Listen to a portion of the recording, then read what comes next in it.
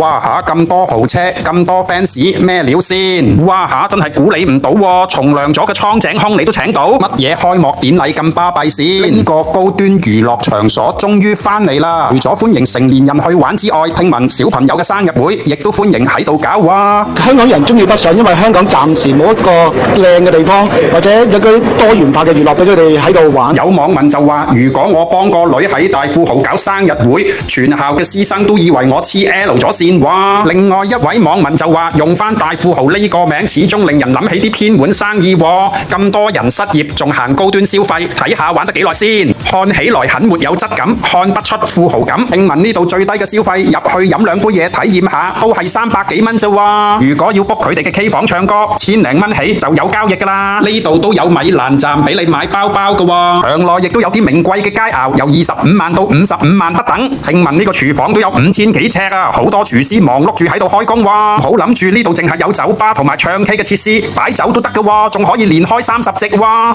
以上呢啲賣點，足以令你決定留港消費，去拜訪下呢間重開嘅大富豪嗎？響應住相關部門嘅夜繽紛活動，你覺得大富豪嘅重開可以為低迷嘅經濟重新帶來新嘅經濟動力嗎？留言區同我分享下你嘅睇法啦！